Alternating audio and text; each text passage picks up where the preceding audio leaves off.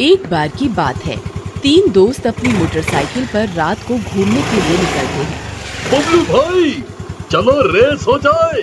देखते हैं आज पराठे वाले की दुकान पर कौन पहले पहुंचता है। चलो चलो क्यों नहीं, आज देखते हैं किसकी मोटरसाइकिल में कितना दम है।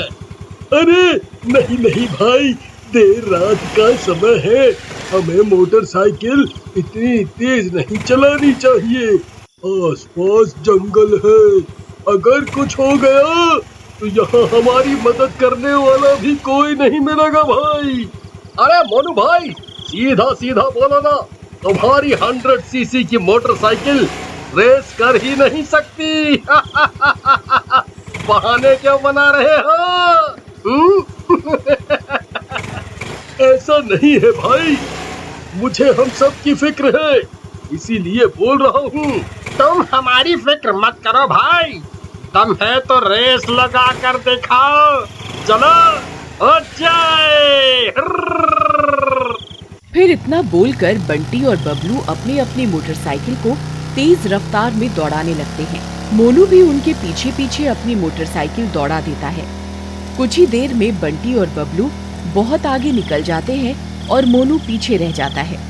अरे अरे अरे बंटी भाई मेरे लिए रुको, मैं बहुत पीछे रह गया हूँ।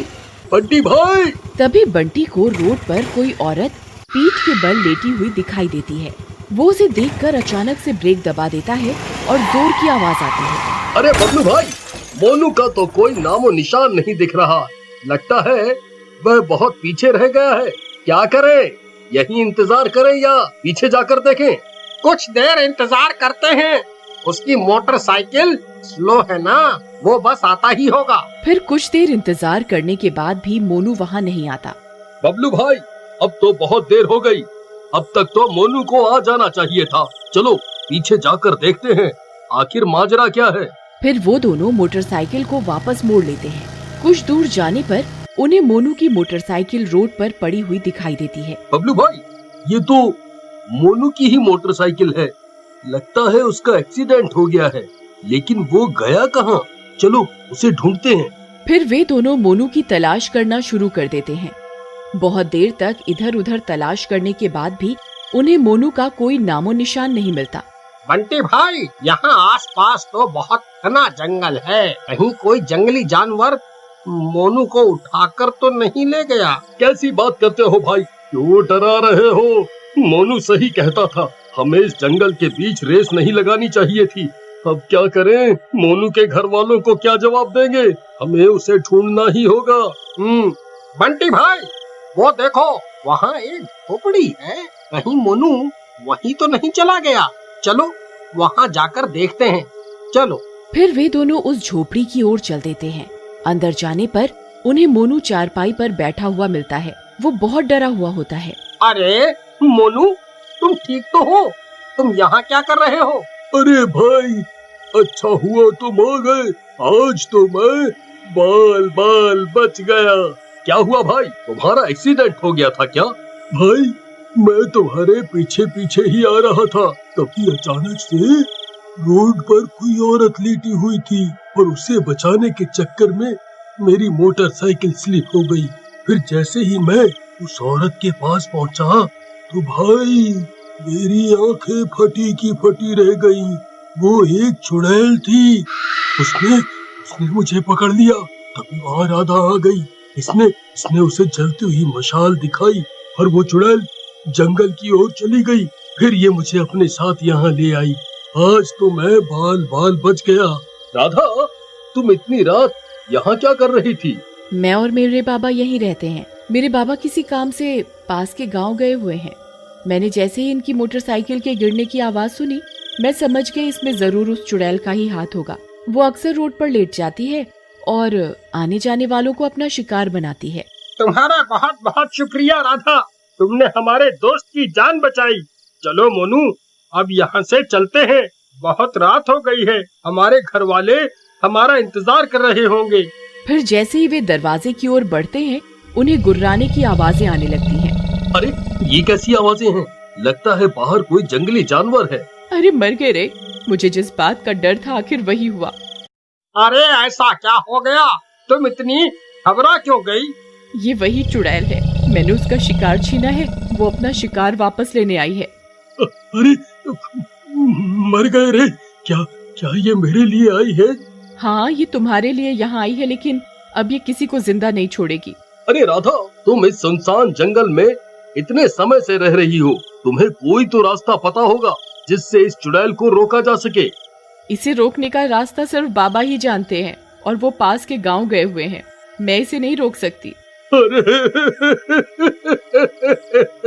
अरे मर गए रे। भाई भाई, मैं अभी मरना नहीं चाहता। मुझे इस चुड़ैल से बचा लो, मुझे इस चुड़ैल से बचा लो भाई, मुझे बचा लो, मैं मरना नहीं चाहता हूँ। तभी वो चुड़ैल जोर जोर से झोपड़े का दरवाजा पीटने लगती है। मम्मी, अब कोई नहीं बचेगा भाई, ये तो हाथ धोकर हमारे पीछे ही पड़ गई है। मेरे पास एक तरकीब है। फिर वो चारों अपने सिर में जलती हुई मशालें बांध लेते हैं। बंटी भाई, तुम्हें पूरा विश्वास है कि तुम्हारी ये तरकीब काम करेगी? हाँ, जरूर करेगी। हमारे पास कोई और रास्ता भी नहीं है, चलो। फिर वो चारों मशाले बांधकर झोपड़े से बाहर निकलते हैं। चुड़ैल वहीं बाहर खड़ी होती है और उन्हें देखकर गुर्रा रही होती है, लेकिन जलती हुई मशालों की वजह से वो उन्हें छू नहीं पाती। फिर वे चारों अपनी अपनी मोटरसाइकिल के पास पहुंच जाते हैं। चुड़ैल तो आग से डर गई, हमारी तरकीब तो काम कर गई। फिर वे तीनों अपनी अपनी मोटरसाइकिल पर बैठ जाते हैं और वहां से निकल जाते हैं। राधा मोनू के पीछे मोटरसाइकिल पर बैठ जाती है। तभी मोटरसाइकिल चलते ही मशाल हवा के कारण बुझ जाती है। हाय हाय मम्मी, ये मशाल तो बुझ गई रे, अब क्या होगा? फिर मशाल को बुझता देख वह चुड़ैल उनके पीछे दौड़ पड़ती है। चुड़ैल को पीछे आता देख बंटी और बबलू अपनी मोटरसाइकिल को तेज रफ्तार से दौड़ा देते हैं। अरे भागो रे भागो, ये चुड़ैल तो हमारे पीछे ही पड़ गई रे। अरे नास मिटो, मेरे लिए रुको, मेरी मोटरसाइकिल इतनी तेज नहीं भागती है, रुको। अरे मोनू जी, तेज चलाइए ना, देखिए आपके दोस्त तो कितनी आगे निकल गए हैं। अगर ऐसे ही चलते रहे तो वो चुड़ैल हमें पकड़ लेगी। अरे नास मिटी मोटरसाइकिल तेज क्यों नहीं भाग रही? अरे अरे मर गए रे, आई मम्मी बचा लो, मम्मी बचा लो। तभी वह चुड़ैल तेजी से दौड़ती है और राधा का दुपट्टा पकड़कर उसे मोटरसाइकिल से नीचे खींच लेती है। आह, अरे मर गई रे। बाबा, आप कहाँ हो? मुझे बचाओ।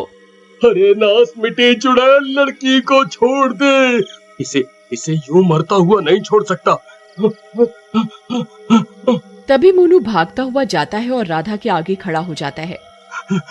चुड़ैल जी, आप मुझे खा लो, मैं ही आपका शिकार हूँ। आप इस लड़की को छोड़ दो। ठीक है, आज तू ही मेरा भोजन बनेगा, मरने के लिए तैयार हो जा। अरे बंटी भाई, मोनू तो फिर से पीछे रह गया, चलो हमें उसकी मदद करनी होगी। फिर जैसे ही चुड़ैल मोनू को मारने लगती है, तभी बबलू मोनू के आगे आकर खड़ा हो जाता है।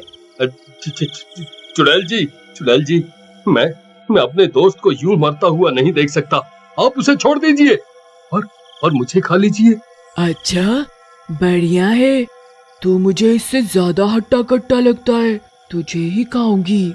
फिर जैसे ही चुड़ैल बबलू को मारने लगती है, बंटी उसके आगे आ जाता है। चुड़ैल जी, आप मेरे दोस्तों को छोड़ दीजिए, इन सब की तरफ से मैं अपनी बलि देने को तैयार हूँ। तुम मुझे पागल समझते हो? बहुत शौक है ना एक दूसरे के लिए मरने का, तो ठीक है, सब एक साथ मरने के लिए तैयार हो जाओ। फिर जैसे ही चुड़ैल बंटी की गर्दन पकड़ने के लिए अपना हाथ बढ़ाती है, तो एक अनजान शख्स बंटी के आगे आकर खड़ा हो जाता है। चुड़ैल उसे देखकर डर जाती है।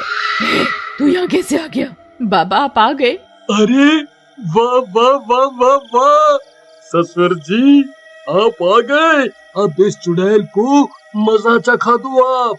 फिर राधा के बाबा अपने झोले से शंकर भगवान की भभूत निकाल लेते हैं और उस चुड़ैल पर डाल देते हैं। भभूत डालते ही चुड़ैल तड़पने लगती है। मर गई रे। फिर इतना बोलकर चुड़ैल वहां से भाग जाती है और जंगलों में कहीं गायब हो जाती है।